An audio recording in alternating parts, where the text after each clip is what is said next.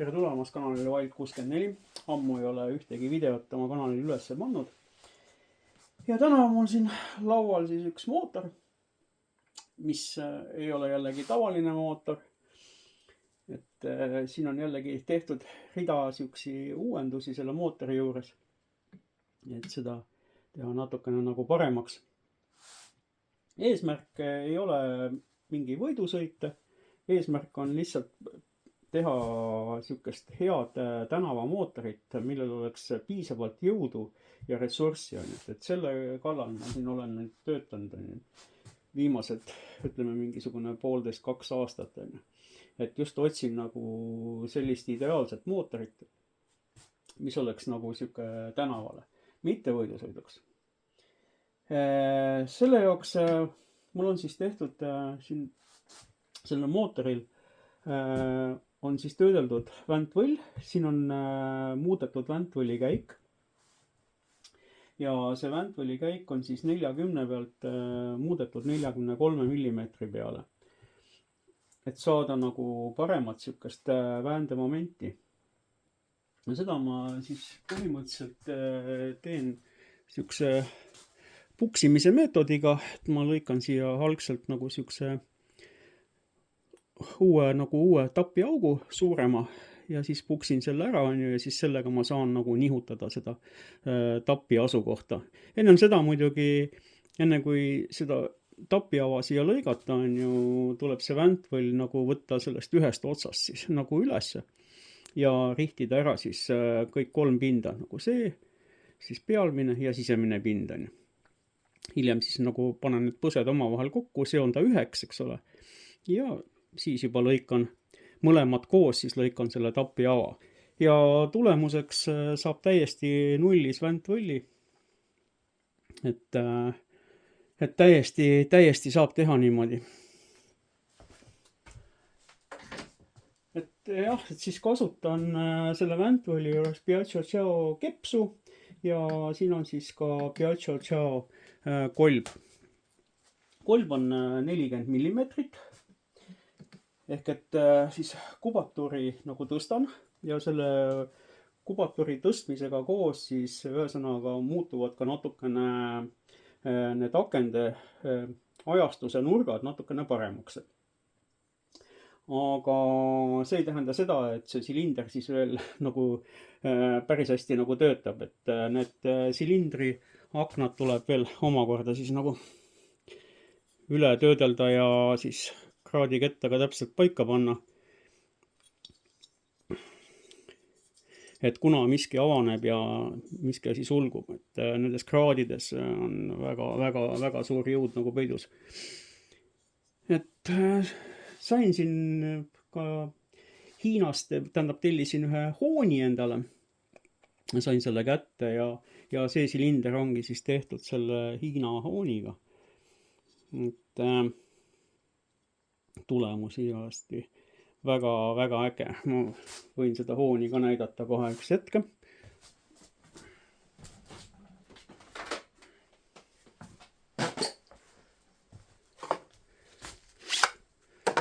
Et siis hoon ise võt selline asi.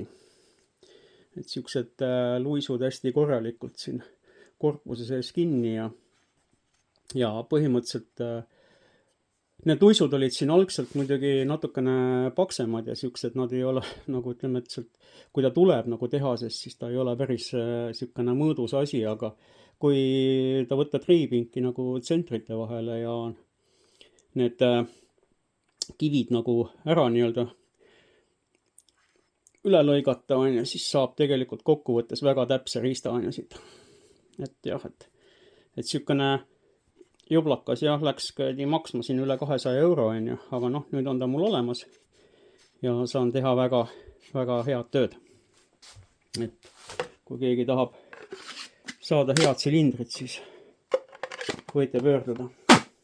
Et kommentaarid on all seal avatud ja jätan ilmselt oma e-posti aadressi ka sinna.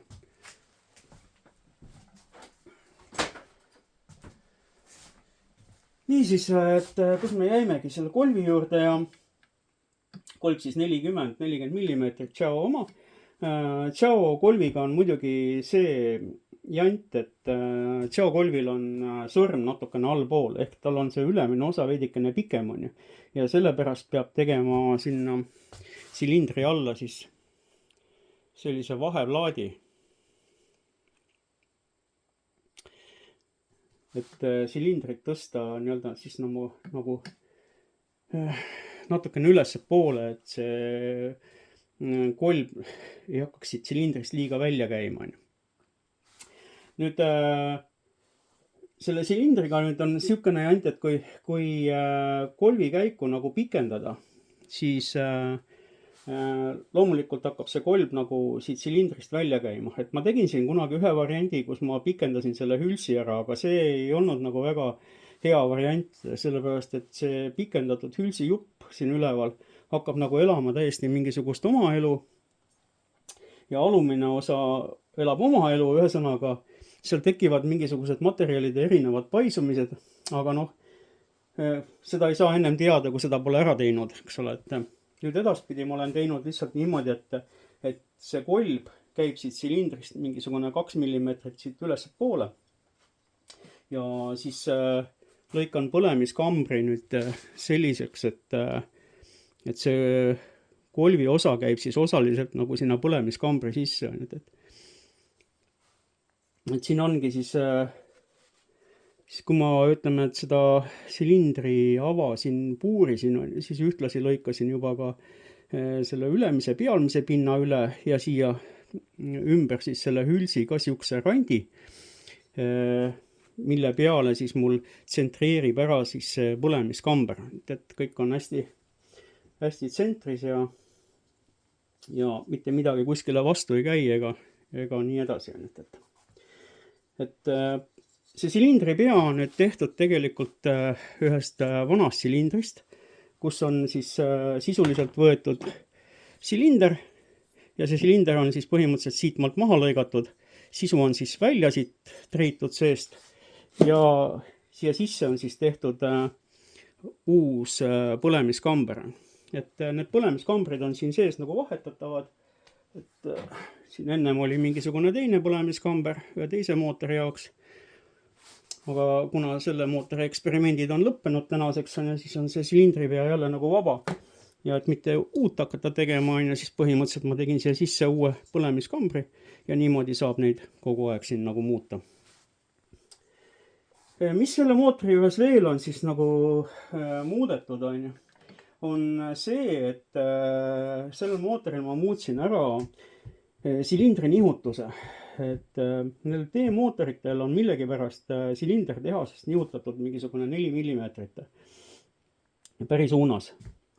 Ja selle nihutusega tekib selline asi, kui nüüd tekib kolvi peal see töötakt, eks ole, siis töötakt hakkab suruma kolvi peale, aga kui silinder on nihutatud tahapoole, siis tegelikult keps püsib väga pikalt nagu püsti ja see löök ei rakendu selle väntvõlli peale piisavalt hästi, ehk et keps ei lähe nagu nurga alla, et mis hakkaks nagu seda kolbi lükkama ja ütleme, et tänapäeva mootoritel ei ole ühelgi sellist nihutuse nurka nagu just sellel vanal D-mootoril. Et tänapäeval on need asjad nagu nihutus on, ütleme, kas on 0 või on seal kuskil 1 millimeeter.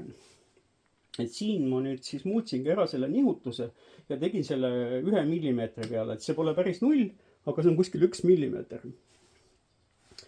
Ja selle nihutusega on teine asi veel, et kui nüüd kolb liigub ülesse, siis ja silinder on nihutatud siia tahapoole, siis selle ülesliikumise ajal keps on hästi jõhkra nurga all ja siia silindri tagumisse seina tekib tohutu surve, mis seletab ka seda, et kui neid silindreid nagu üle puurida, siis puurimise käigus on näha, et silindri taha on tegelikult kulunud siukene auk täitsa sisse, sellepärast et see, kui kolb liigub üles, siis siin tagaseinas on hästi tohutu niisugune survejõud vastu seina. Ja mis veel, et kui ütleme, et kui see mootor on nagu tavaline niisugune tehase seades, väikse kompressiooniga ja nii edasi, siis ei ole nagu sellel kepsunurgal nagu nii suurt probleemi, aga kui me nüüd tõstame selle kompressiooni ülesse siin on ja siia tekib nagu siukene korralik kompressioonipadi nii-öelda siia kolvi peale, siis see külgsurve läheb väga suureks on ju. Ja sellised kõrgema surveastmega mootorid, nagu mina olen tähele pannud, siis need tükivad nagu kolisema ja siukene natukene nagu ebaühtlasemalt nagu töötama. Kus ma nagu selle mõtte nagu sain, et seda nihutust peaks kindlasti muutma, on üks mingi paar aastat tagasi tehtud mul üks Tšao-silindriga mootor, millest ma siia oma Vene kanali peale tegin ka video, kus ma seal vean ühte traktori haagise rehvi. Ja tollel mootoril on mingi eriti räige väändemoment, et ta pöördesse läheb seal kuskil 7000, aga too mootor hakkab vedama juba kuskil 1700 pöörde pealt. Ja tal on nagu siukene piikvõimsus on seal kuskil 3000–4000 pöörde peal. Et ta on räige traktor ja tolle mootori ehituse juures, kuna ma panin sinna Piaggio Tšao silindri, siis et tikkpoltide asetus ei kattuks nagu silindri kinnitus nende originaal tikkpoltidega, siis ma nihutasin silindrit seal natukene ettepoole ja seal on, ütleme, et tehtudki siukse nihutusega silindriga mootor ja see nagu töötab suht koht ägedalt on. Ja mul on, ütleme, et selle mootori puhul samasugused lootused on. Et mul on nüüd üks mootor on mul veel olemas, täpselt samasuguse käiguga on ju, aga seal pole nagu silindrit nihutatud on ju. Ja samamoodi tegelikult too mootor tõmbab ka küllaltki hästi on ju, aga ma nagu paneks panuseid rohkem nagu siia poole, et see mootor võiks kokkuvõttes veel ägedam nagu tulla.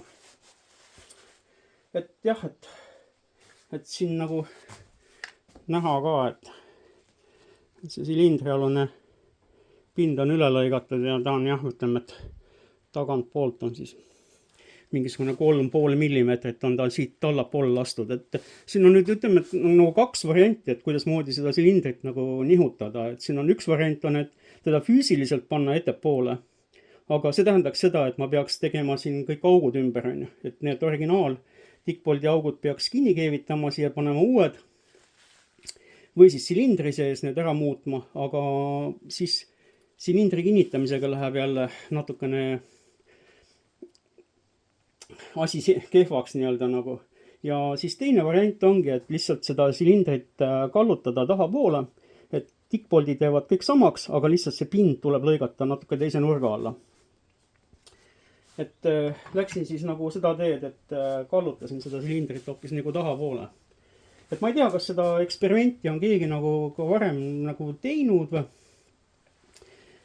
Aga noh, igatahes ma proovin selle asja ära ja siis võib-olla kunagi, kui aega saab, siis teeb sellest sõiduvideo ka, kui see mootor on jõudnud kuhugile raami vahele. Aga jah, iseenesest siukene mootor hetkel jälle laual, et midagi huvitavat. Ja nagu ikka, siis teisel pool siin Simmer pantud ja Simmerlink siukene 25 millimeetrit. Siukene hästi siukene kitsas ja hästi kompaktne simmekas on, et siis ma saan nagu korteri hästi hermeetiliseks ainult, et mul ei ole mingisuguste lisaõhkude ja siukeste asjadega mingit pistmist on. Et see teine mootor, see 43 käiguga samamoodi, et nagu ratasmaad puudub, nii ta töötab, et ei ole käivitamisega mingit probleemi. Vot siuksed lood täna siis, et ma arvan, et selleks korraks siis on tšau paka jälle ja kohtume järgmine kord.